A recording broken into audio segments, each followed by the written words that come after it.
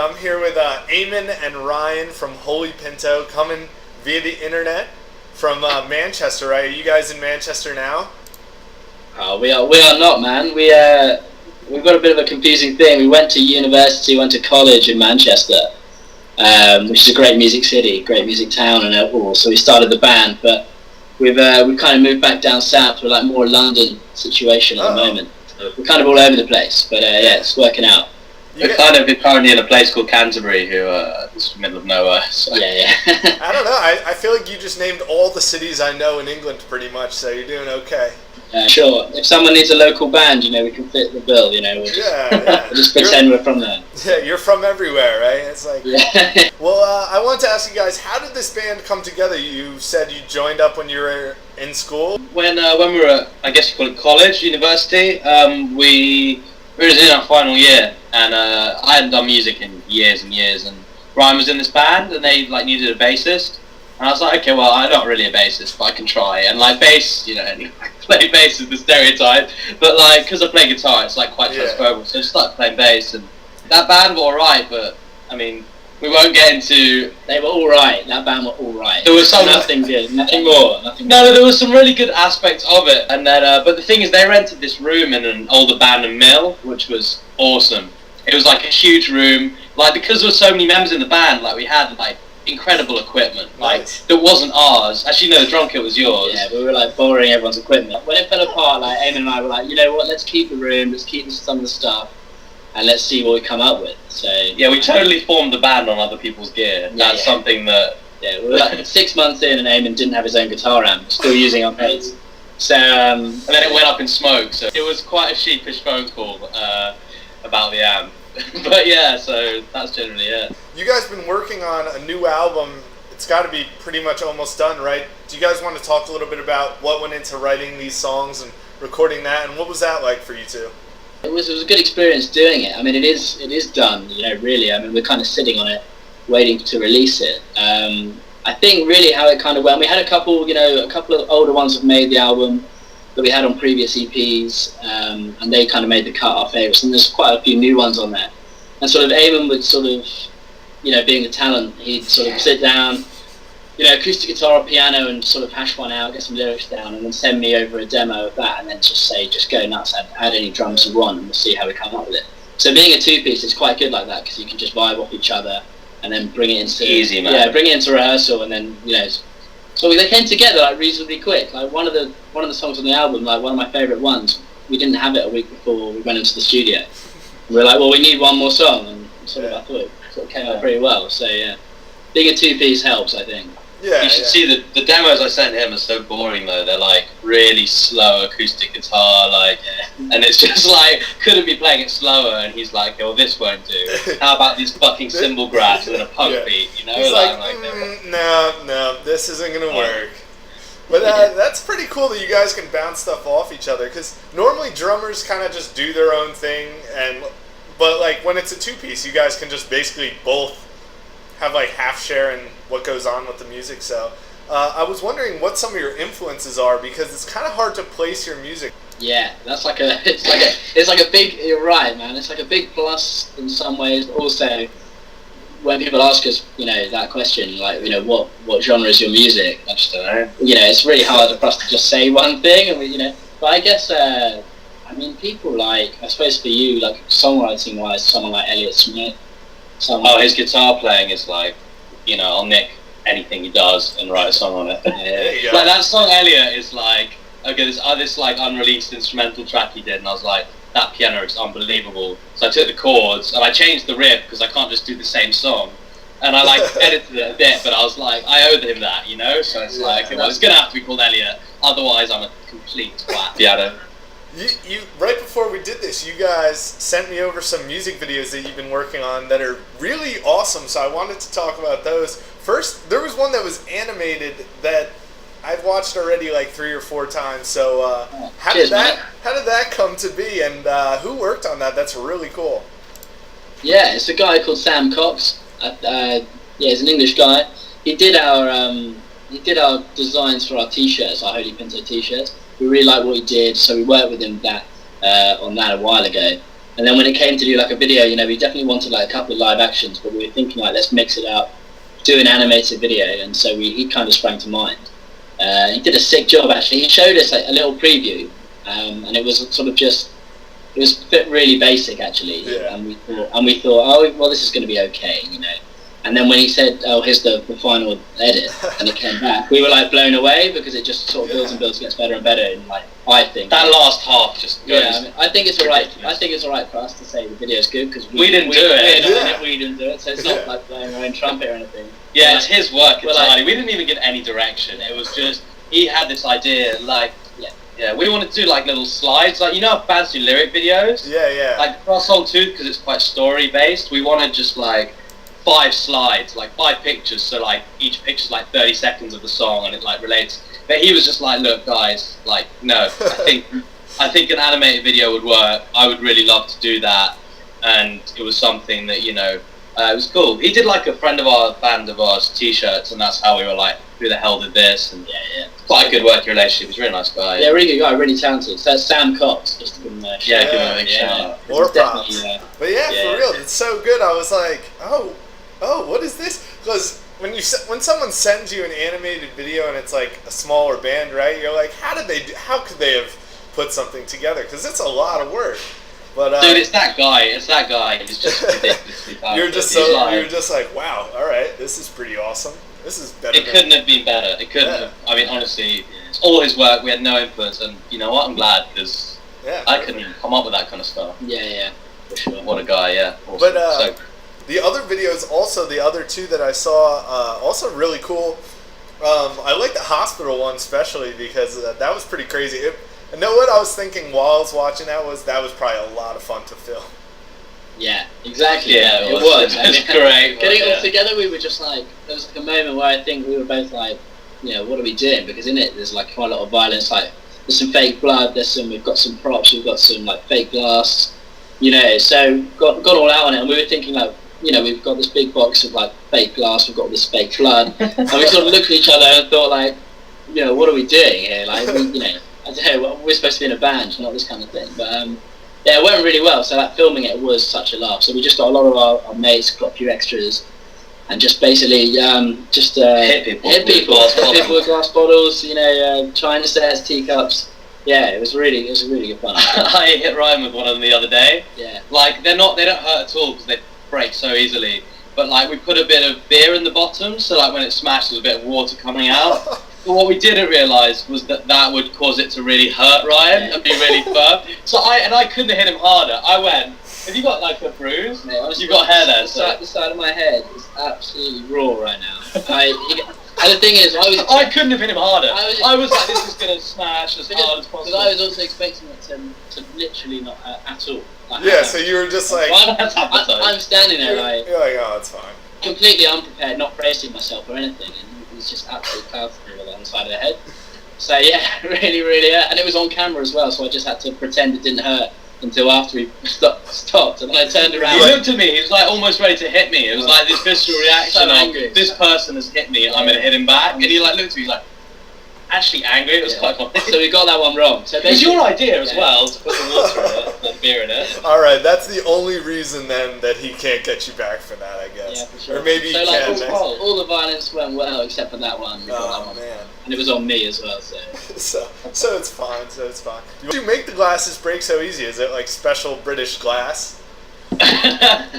I went to, we knew we wanted those kind of props. Like, I didn't know they exist, but Ryan was like, there's such a thing as sugar glass.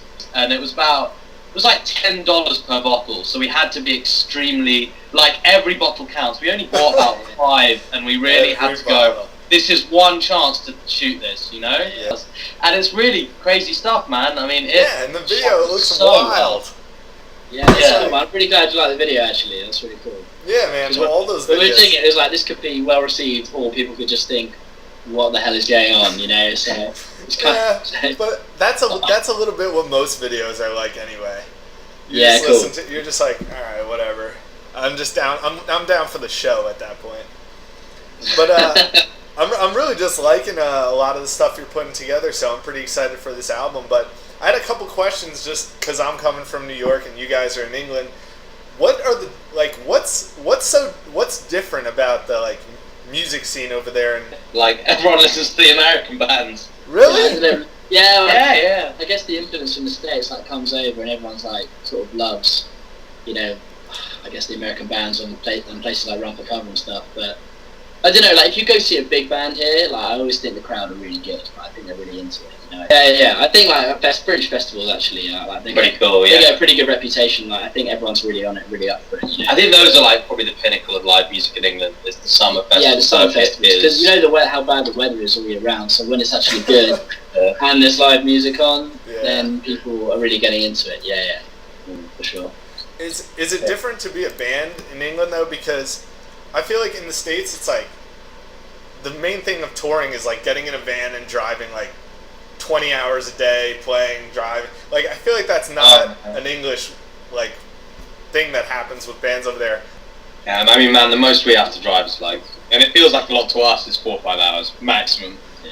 Like for a show, you know, like if we went here to Leeds right now, it'd be like a 4-hour drive, and that's like us going from south to north, you know. And it's very different. I guess that's good. I don't know whether it's good or bad. It's good for the bands, but it's probably quite cool going to a different state. Because I reckon, I don't think the music scene's as different between cities as you think it is. Coming from, you know how you say they're really different? I don't think they are. I think if you play a show in Leeds, Manchester, Nottingham, anywhere, I think it could be very much the same band, same style of band, something like that. Compared to, I think, if you're in Texas and then you go to New York. Album.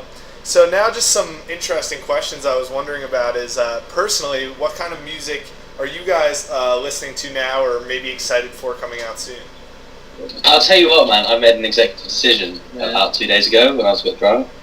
And this is, I think, Jens Legman's I Know What Love Isn't is now my favourite album of all time. Yeah. It's overtaken Dog Problems by the Format, and I made this decision. I was like, I've got to tell Rise in person. There you go. It's a big blow. We both love both of those albums. Like a bit of Jens Legman, a bit of the Format. So yeah. Yeah, Jens Legman's latest album for me has been, for the last 2 years, just nonsense. It's completely different to the emo punk scenes and all that. Different genre, but it kind of like, again, it kind of goes back to like I think you take inspiration from it. When he sends me the demos, they are kind of more singer-songwritery, and then we make them sort of more punk, you know. So that's kind of Jens. Yeah, I don't know. There's like loads of local bands that we started to get to know for the more shows we've played that I wouldn't have found out about otherwise. There's an English band called College who are really sick. Like they're our good friends as well. Like we absolutely love them. So yeah, they've got sick stuff. Like anyone should check them out. So, Nice. I don't know. Any major releases, I can't really. I don't know. I'm quite into my Tiger's Jaw. Oh, that's good. Yeah. I like Tiger's Jaw a lot, but their latest, I'm just trying to get into their latest album. But I don't know. Eamon's not such a fan. It's a bit more downbeat. It doesn't have as many like. Too downbeat. It doesn't have as many like immediate hits on it, does it? Yeah. I'm a big fan of. They're getting on now. They've been around for a while, but I like Tokyo Police Club. Like, they're a bit more poppy, but they're kind of really good indie. I really like them. Tokyo Police Club's one of my favorite bands. I love them. Yeah, sick. Yeah. Also, man, like Spook Houses and Titus Andronicus. Spook Houses are awesome. Titus is from Jersey, yeah? Yeah, I was about to say, Titus is from Jersey. I've seen them a few times. Awesome. Yeah, man, they're awesome. We've seen them live when they came over to Manchester. We made sure we were there, no doubt, man. Yeah, it's sick. Yeah. One question that I wanted to ask you guys is it like an ambition for a lot of British bands to like come to America and play in America? For us. Yeah, for us it's a major thing that we want to do, man. It's like right up there, maybe first on the list, you know. Like, first on the list. We've got to, first on the list. So like, you know, we definitely want to do it. Like, I think there's like a certain route in England. Like, you can either go and stay and really like pursue like just the British scene, like which is like almost like the Kerrang sort of thing. You know what I mean? Yeah. But, it's like that guy from Basement was talking about it. It's like the same circuit, the same people, the same bands, and we haven't even got to that level yet, but like nowhere near it. But like Basement, I think they were just like, well, this is now put a huge cap on what we do. And he obviously works for Run for Cover now. And I heard like a few weeks ago, and he said it was very insular marketing, and he was like, he really felt that going to America was the best thing they did, you know. And I think my experience of England, I don't know if it's like we listen to the American bands, they come over, they're the big tours. I don't know many English bands that it's like, oh, they're playing now. It's like, okay, well, they're playing. Yeah. I don't know. It's kind of like I feel like the industry is more in America, and especially if you're an English band, you have an American label on your side. I think it's far more effective than even having, because there's not many great indie labels here at all. I don't think that sounds a bit harsh, but I think Big Scary Monsters are one. That Dog Night's one with Night Harper's doing quite well at the moment. But like, I don't know. I think it's more worthwhile going for America because the places are bigger, the market's bigger. People listen to. I read American. I don't read Kerrang! Magazine, which is the big one, Rock Sound. I read Absolute Punk. I had a subscription to Alt Press in England for a while, you know? Like, I read that stuff. I don't read the... So that's, I think, one of the reasons we want to go over there so much. It's like, Sure. Yeah, we definitely want to.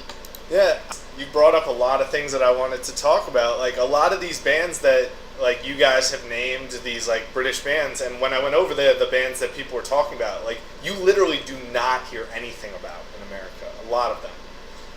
yeah. It's almost impossible to find out about them. I'm, like, out there looking for these bands now. And a lot of the magazines I found, like Kerrang! You said, like, they mostly all focus on the same few bands. It's kind of... It is, and even Kerrang! All the cover stars are all American. Most of them, anyway, you know. Like, but that's the thing. I think Run for Cover are like a small indie over there. You can't say because mid-level indies are bigger labels over there. You know, they're like in the grand scheme of things, they're a small indie, but they can make their bands money. Yeah. Like full stop. Like bands like Tiger's Jaw, Modern Baseball, I'm sure are doing fine at the moment. And it's like I don't think the small indie labels here have that. I don't think they do. Like I think. Even the Dog Nights, for example, are doing well. Like, I don't know how their finances are. I'm sure a lot of them aren't swimming in money, but it's like that's the same level. Like the Dog Nights is the UK, I think, is what Run for Cover is. But the markets are bigger in America, so I think it's. I think it might just be a matter of how many fucking people are here, like, because we can sell so much more shit because we have more people. Yeah. I don't know. I guess you're right. It might just be economics. You guys look at you guys, college kids. Yeah. What Don't worry, man. We're not making any money either. So. There you go. But I guess we'll kind of wrap things up. But all right, one last question. So, what are some TV shows or movies that you guys are into? Man, Mad Men. Mad Men. All over Mad Men. I guess everyone's into Game of Thrones except him. He doesn't watch it. No, I refuse. What else? Maybe one day. There's like some good, like lesser known things. What's that? House of Cards. Oh, House of Cards, man. It's really Also watching good. House of Cards as well. That's the last really good TV show I watched. Yeah. Well, like we both really like Eastbound and Down, man. Oh, that's So fun. that's classic. See, look, this is how you can learn about America. You just watch House of Cards, Eastbound and Down. All right, so I had a great time talking to you guys. Holy Pinto, you guys got a new album coming out. Do you have any idea when it's about to come out, or? Not yet. No. I guess we want as many people to hear it as possible, so we're trying to build a bit of hype. But all right. We'll see what we'll keep you posted. I'll get working on the hype then. All right. Yeah, so exactly. hopefully either I'll win the lottery and go to England, or you guys will come tour the U.S. and I'll get to see you guys. But it was great talking to you. So thanks a lot.